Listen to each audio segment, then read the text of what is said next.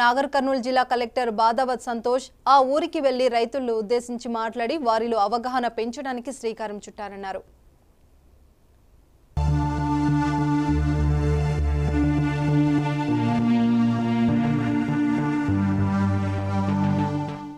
సాంప్రదాయేతర ఇంధన వనరుల మీద తెలంగాణ ప్రభుత్వం దృష్టి సారించింది. తరిగిపోని వనరులను వాడుకుంటూ విద్యుత్ ఉత్పత్తి చేయాలన్న లక్ష్యంతో గ్రామాల్లో సౌర విద్యుత్ను ప్రోత్సహించాలని నిర్ణయించింది.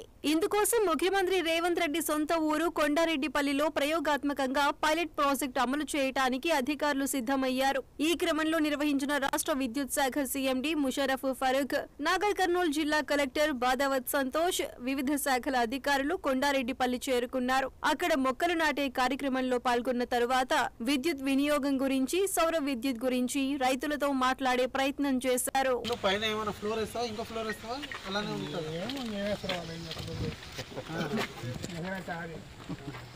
పైన నీకు సోలార్ ప్యానెల్ పెడతాము ఇంటి పైన,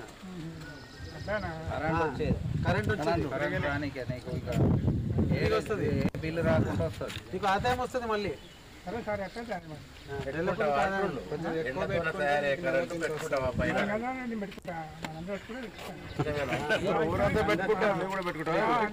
చెప్తాను నీకు ఇట్లా కరెంట్ దాని లాభం ఏంది నష్టం చెప్తాను నీకు వచ్చి సార్ చెప్పలేడు.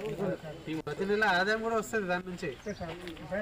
పైలట్ ప్రాజెక్టు ద్వారా సోలార్ విద్యుత్ పంప్ సెట్ల ఏర్పాటు మీద రాష్ట్ర విద్యుత్ శాఖ సీఎండీ ముషర్రఫ్ ఫరూక్, నాగర్ కర్నూల్ జిల్లా కలెక్టర్ బాదావత్ సంతోష్ వివిధ శాఖల అధికారులతో సమీక్షించారు. వారం రోజుల్లో సర్వే జరిపి ఈ పైలట్ ప్రాజెక్టు అమలు జరపడం మీద ఒక నిర్ణయానికి వస్తామని చెప్పారు. ముఖ్యమంత్రి గారు ఇచ్చిన ఆదేశాల మేరకు మేమందరం ఈ రోజు వచ్చి ఈ ఫస్ట్ మీటింగ్ ఇక్కడ పెట్టడం జరిగింది. ఈ మీటింగ్ తర్వాత మన అధికారులందరూ గ్రామాల్లో లోడ్ ఎంత ఉంది అనేది ఒక యాక్చువల్ అసెస్మెంట్ చేస్తారు. ఆల్రెడీ మన ఎస్సీ గారు చెప్పినట్లు గ్రామంలో 499 ఇల్లు ఇంటి కనెక్షన్లు ఉన్నాయి. వాటికి సంబంధించిన లోడు దాదాపు 500 కిలోవాట్లు.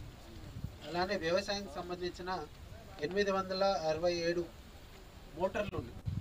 ఈ మోటార్లకు దాదాపుగా ఒక 4500 కిలోవాట్ లోడ్.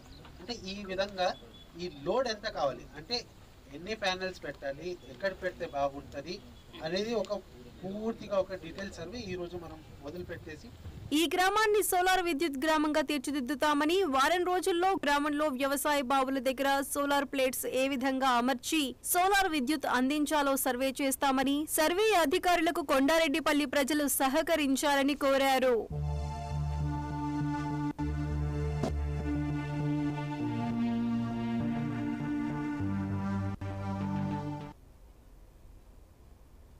వినాయక నవరాత్రులు